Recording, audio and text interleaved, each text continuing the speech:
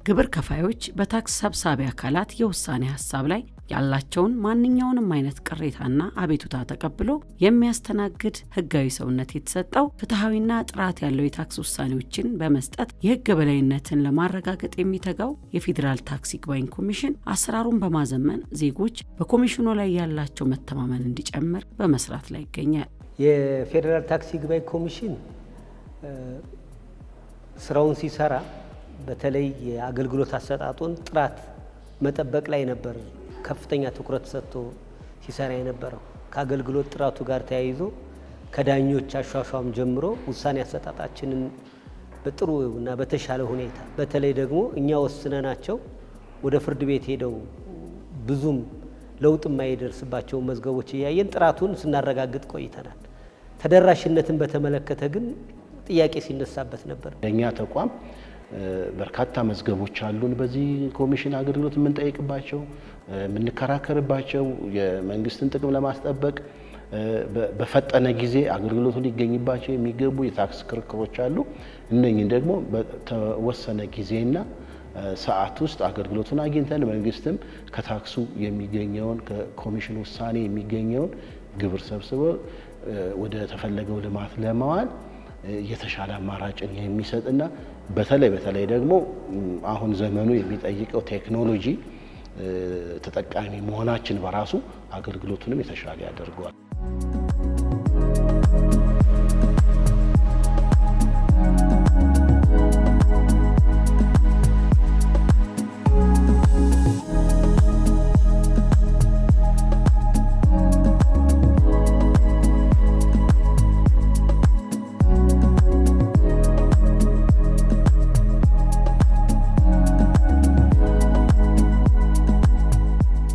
ኮሚሽኑ ቅሬታ አቅራቢዎች በግንባር መጥተው አቤቱታ ከሚያቀርቡ በስተቀር መልስ ሰጪዎችም ገቢዎችና ጉምሩክ በእኛ በኩል እየተላከላቸው በግንባር እየተገኙ መልስ ከሚሰጡ በስተቀር በቴክኖሎጂ ጊዜም በሚቆጥብ እንግልትም በሚቀንስ መልኩ እስከዛሬ ድረስ ይህን አገልግሎት መስጠት አልተቻለም ነበር።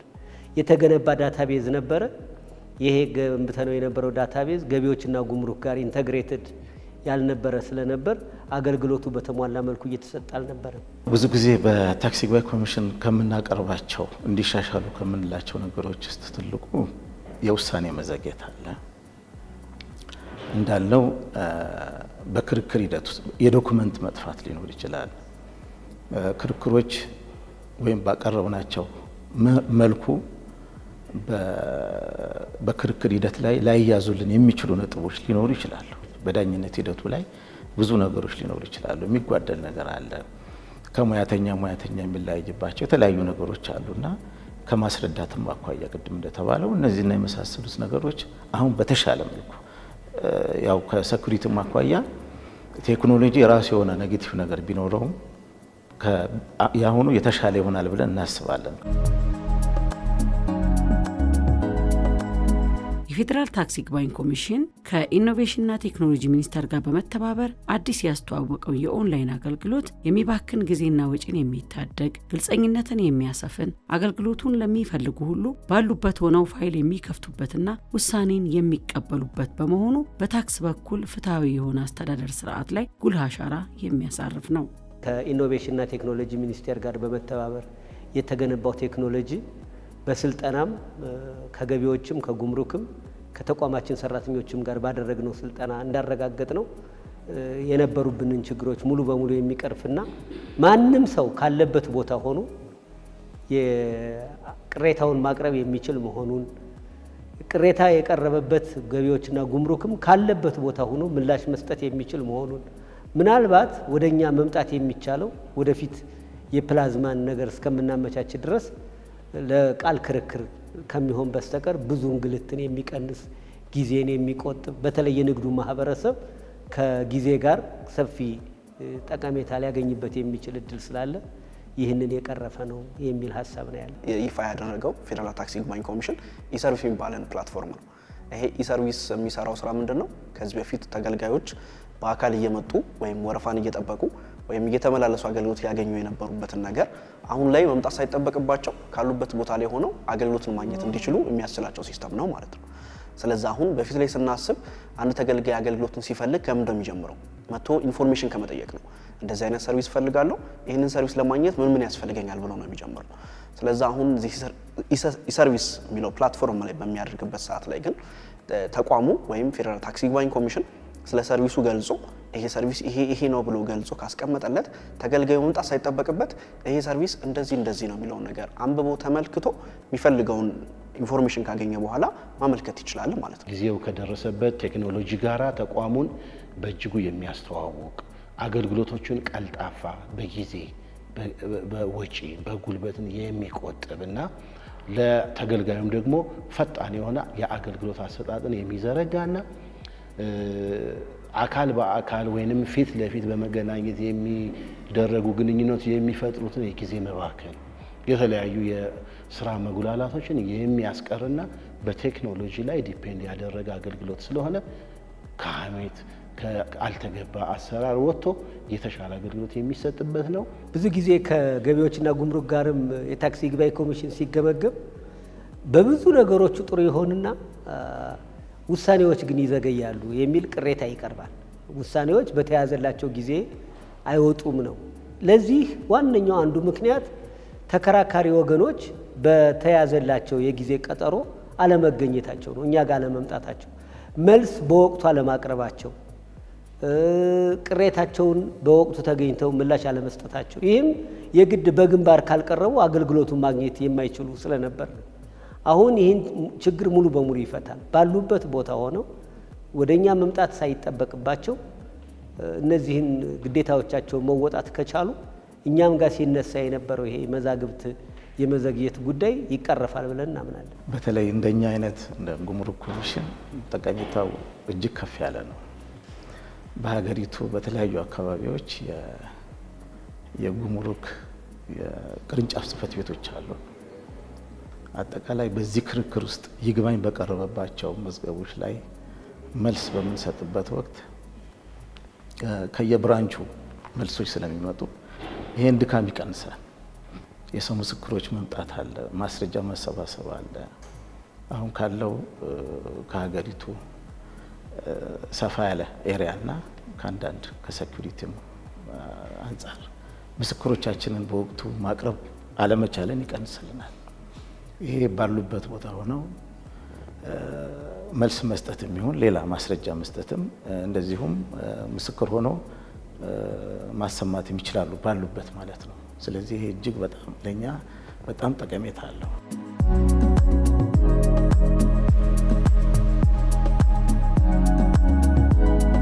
በመንግስት ተቋማት ውስጥ ዲጂታል አሰራር ከቅንጦት ወደ አስፈላጊነት ተሸጋግሯል። የፈጠነ አገልግሎት፣ ግልጸኝነት፣ የመረጃ ደህንነትና ተጠያቂነት የዘመናዊ ተቋማት መለያ ከሆኑ ሰነባብተዋል። በፌዴራል ታክስ ይግባኝ ኮሚሽን ይፋ የተደረገው ይህ የዳታቤዝ ስርዓት ይህንኑ በተግባር የሚያረጋግጥ ነው። ቴክኖሎጂ አንዱ ጥቅሙ መረጃዎች በመረጃ ሰጪውና በመረጃ ተቀባዩ መካከል ብቻ እንዲቀሩ ያደርጋል። የቴክኖሎጂ ጉዳይ ይሄ ነው። በወረቀት በሚሆንበት ጊዜ፣ በሃርድ ኮፒ በሚሆንበት ጊዜ በብዙ ሰዎች እጅ ነው የሚያልፈው ይታወቃል። ኢብን አሁን ዳኞቻችን ውሳኔ ሰርተው የሰጡት ውሳኔ ከመገለጹ በፊት የሚታወቅበት አጋጣሚ አለ። እንደዚህ አይነት ነገሮች ለሙስና ለብልሹ አሰራር የሚያጋልጡ ነበር። ከሚቀርበው ፋክት ውጭ ከግለሰቦቹ ጋር የሚኖር እና የሚገናኝ ግንኙነት ስለማይኖር ሙስናንም ብልሹ አሰራርንም ለመከላከል ሚስጥራዊነቱንም ለመጠበቅ ትልቅ ጠቀሜታ አለው። ኢሰርቪስ ፕላትፎርም በኢንሳ ሴኩሪቲ ቼክ ተደርጎ ሚኒስትሪ ኦፍ ኢኖቬሽን ወይም ገቨርንመንት ያለማውም ሲስተም ስለሆነ ኢንሳ ቼክ ያደርጋል። ከሴኩሪቲም አንጻር በደንብ ቼክ የሚደረግ በየ3 ወሩም ሪቪው የሚደረግ ሲስተም ስለሆነ ኦልሞስት ለ10 ዓመት ይሆናል አሁን ላይ ኢምፕሊመንት ሆነው የተለያዩ ተቋማቶችም እየተጠቀሙበት ካሉበት 10 ዓመት ይሆናል። ከዚህ በኋላም ዘላቂ የሆነና ሚኒስትሪ ኦፍ ኢኖቬሽን አክቲቭሊ እየተከታተለው እየቀጠለ የሚቀጥልና በዚህ ጊዜ ያቆማል ብለን የማናስበው አይነት ሲስተም ነው። በፍትህ አካላት ውስጥ ታክስ ይግባኝ የመጀመሪያው መልስ ሰጥተን የምንከራከርበት ተቋም ነው። ከዚህ ባሻገር አሉ ሌሎችም ከፍተኛ ፍርድ ቤት፣ ጠቅላይ ሰበር ድረስ አሉ። በእርግጥ ታክስ ይግባኝ ኮሚሽን በተሻለ መልኩ የምናየው ተቋም ነው። ቀጠሮችን በአግባቡ ወደ ተግባር በማድረግና ምልልሶችን በመቀነስ የተሻለ ተቋም ብለን ነው የምናስበው። ይሁንና ግን እጅግ ከባድ ነው። ቅድም እንዳልኩት ከሀገሪቱ ቦርደር ወደዚህ አንድን ሰው አምጥቶ ምስክር ማሰማት ለኛ እጅግ ከባድ ነበር እና ምልልሶቹ በዛን ያህል ከፍ ይላል ማለት ነው። ለምሳሌ ለቃል ክርክር የምንቀጥረው ወይም ደግሞ ለቃል ክርክር ብናስመጣ በእኛ ወገን ወይም ደግሞ በከሳሻችን ወገን ከሆነም ቢቀር ሌላ ተለዋጭ ቀጠሮ ነው የሚያሰጠው። ይሄ ማለት እንደገና ተመልሶ በሌላ ቀጠሮ የማምጣትን ሂደት ነበር ማለት ነው። ምልልሱ እጅግ ከባድ ያደርገዋል። አሁን ግን ሁሉን ነገር የሚቀንስና ይሄ ቴክኖሎጂ በእጅጉ ድካማችን የሚቀንስ ነው ብለን እናስባለን።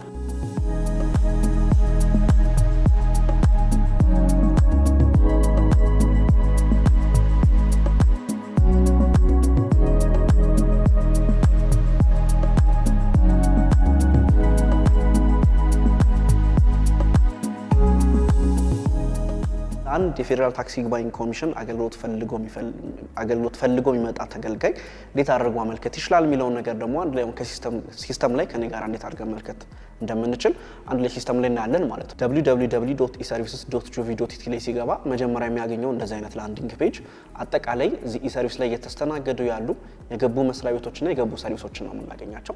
ከዛ መቀጠል አንድ ተገልጋይ ወይም የፌዴራል ታክስ ይግባኝ ኮሚሽን አገልግሎትን ፈልጎ የሚመጣ ተገልጋይ ምን ማድረግ ይጠበቅበታል? እዚህ ጋር መተን ፕሮቫይደርስ የሚል ቦታ አለ። ፕሮቫይደርስ ላይ በምንነካ ሰዓት ሊስት ኦፍ ፕሮቫይደርስን ሊስት ያደርግልኛል። ከዛ ይሄን ነገር ካደረገ በኋላ አንድ ተገልጋይ የሚጠበቅበት ነገር ምንድነው ማለት ነው? እዚህ ጋር መጥቼ ፕሮቫይደር ታይፕ ላይ ኮሚሽን የሚለውን ቼክ አድርጌ ወደ ታች ዝቅ በማደርግበት ሰዓት ፊልተር የምትል ኦፕሽን ትኖረኛለች። ይሄንን ፊልተር የምለውን ስነካው በኮሚሽን ስር ብቻ ያሉ መስሪያ ቤቶችን ወይም አገልግሎት ሰጪ ተቋማቶችን እንደዚህ ይዘረዝርልኛል። ይሄን ካደረኩ በኋላ ከኔ የሚጠበቀው ነገር ምንድነው? የምፈልገው ተቋም ከመጣልኝ ሲ ሰርቪስስ የምትል ነገር ትኖረኛለች። እዚህ ጋር እንደምታዩት አሁን ከስተም ኮሚሽን የሚል ነገር ላይ ስገባ በኮሚሽን ደረጃ ስር ያሉ መስሪያ ቤቶች ናቸው የሚመጡት። ከዛ ሲ ሰርቪስስ የሚለውን ይሄ እዚህ ጋር መጥቶልኝ ያለው ፌዴራል ታክስ አፒል ኮሚሽን ሲ ሰርቪስስ ስለው ይሄ ተቋም አሁን ላይ እየሰጣቸው ያሉ ኦንላይን ያወጣቸውን ሰርቪሶች እንደዚህ ይዘረዝርልኛል።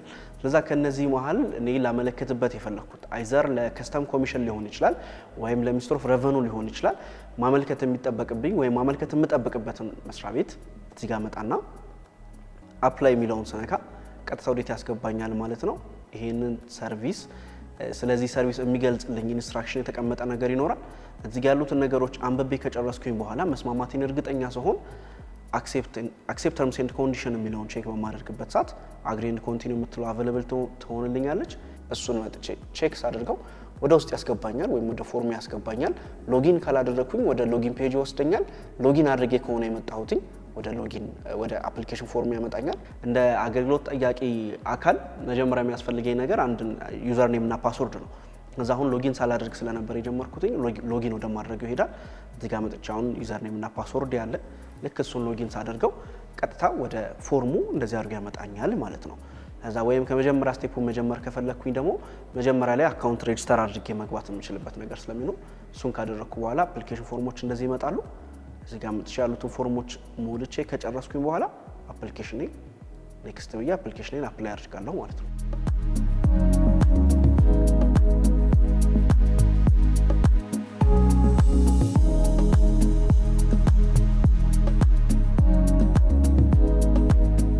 የፌዴራል ታክስ ይግባኝ ኮሚሽን በተለይም ከገቢዎችና ጉምሩክ ጋር ለሚሰራቸው ስራዎች የአገልግሎት አሰጣጡን በማዘመን ወደ አዲስ ምዕራፍ ያሸጋግረዋል የተባለለት ይህ የኦንላይን ስራ ተግባራዊ ከመደረጉ በፊት በዲጂታል ዘርፍ የተለያዩ ሙከራዎችን ሲያደርግ ቆይቷል። ዲጂታላይዜሽን ስራ እየተሰራ ነው ያለው። አሁንም እየተሰራ ነው ያለው። ኦልሞስት ከ91% በላይ ያለው ዲጂታላይዝ ተደርጓል። ወደ 3200 መዝገቦች አሉ ዲጂታላይዝ ይደረጋሉ ብለን የነበረው ኦልሞስት ከ2600 በላይ ያሉት ዲጂታላይዝ ተደርገዋል። ከዚህ በኋላ ያሉት ኦልሬዲ በሶፍት ኮፒ ስለሆነ እየተሰሩ ያሉት በዛ መልኩ እየተያዙ ነው ያሉትና የቴክኖሎጂውን ነገር ያጠናክረን የምንቀጥልበት ይሆናል። ከነበረው ልማዳዊ አሰራር ወጥተን ወደዚህ ወደ አዲሱ ቴክኖሎጂ ሲገባ የጊዜን እጥረት ብቻ አይደለም የሚቀርፈው። በርካታ በመሃል የሚኖሩ ብዙ እንቅፋቶች አሉ። የመጉላላቶች ይኖራሉ። የጊዜ መባከን ይኖራል።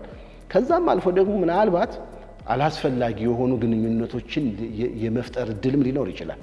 በአካል በሚደረግ ግንኙነት፣ በኦንላይን ከሆነ ግን ከማንም ጋር ግንኙነት አይሆንም። በሲስተሙ ብቻ የምንገናኝ ስለሆነ ምንም አይነት የሰው ንክኪ ስለማይኖር የተሻለ አገልግሎት ያሰጣጥ የሚፈጥር ነው ብለን ነው የምናስበው። ተቋማችንን በዚህ በእጅጉ የሚጠቀም ይመስለኛል። ይሄ ሂደት ከተቋም አኳያ ብቻ መታየት የለበትም፣ ከተከራካሪ ወገንም መታየት አለበት። ለምሳሌ የቴክኖሎጂ ተከራካሪ ወገኖች በምን ያህል ደረጃ ተዘጋጅተውበታል፣ ተረድተውታል የሚለውም ነገር የአቅምም ጉዳይ ነው። ቴክኖሎጂ ስንል አብሮ የሚያስፈልጉ ብዙ ነገሮች አሉ። ኦንላይን ሲስተም ነው። ተከራካሪ ወገን ምን ያህል ዝግጁ ነው? የተከራካሪ ወገን በዚህ በኩል ብቁ ሆኖ አለመገኘት ፍትህ አሰጣጡንም ሊያጓድለው እንደሚችል መገመት መቻል አለበት። ይሄ ቴክኖሎጂ በተለይ በዚህ ተቋም ዙሪያ ሲጀመር አዲስ ነው። እኛም ደግሞ የስራ አጋሮቹ በዚህ ጉዳይ ላይ ምንም አይነት ከሌሎች ተቋማት ጋር ካልሆነ በስተቀር ከታክስ ይግባኝ ኮሚሽኑ ጋር የዚህ አይነት ግንኙነት አልነበረንም። ስለዚህ የመጀመሪያ ነገር ሊደረግ ይገባል ብዬ የማምነው እኔ በገቢዎችና በጉምሩክ ያሉ ባለሙያዎችን በዚህ የኦንላይን አገልግሎት አሰጣጥ ዙሪያ በተቻለ መጠን የአጭር ጊዜም ቢሆን ስልጠና መስጠት እንደሚያስፈልግ ዛሬ ተረድቻለሁ።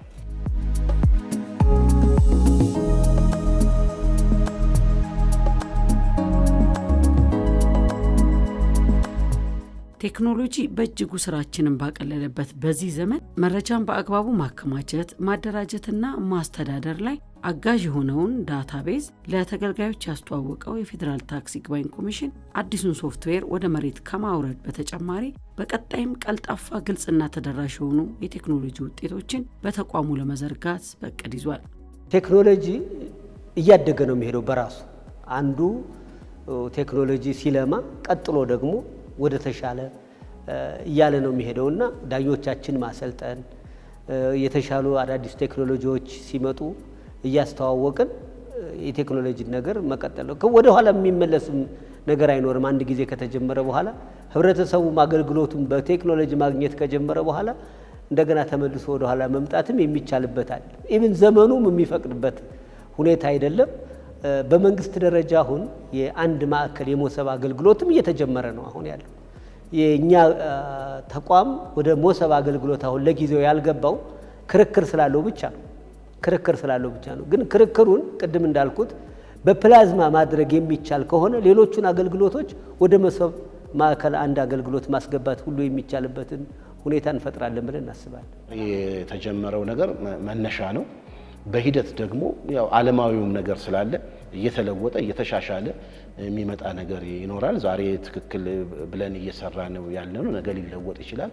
ይህንን ከስር እየተከታተሉ አፕዴት እያደረጉ እኛንም ተጠቃሚዎችንም የተሻለ እንድናውቅ እየተደረገ ከተሄደ በእውነት በዚህ ሀገር ላይ በዚህ በቴክኖሎጂ ጉዳይ ብዙ ለውጥ ማምጣት ይቻላልና ያው ስልጠናዎችና ድጋፎች ከተደረጉ ተግባራዊ የማናደርግበት ነገር አይኖርም። የተሻለ የሥራ አፈጻጸም በሁላችንም ዘንድ ይኖራል ብዬ አስባለሁ። የኦንላይን ቴክኖሎጂ ደግሞ በሰዎች የተገነባ ውስን ነገር ነው።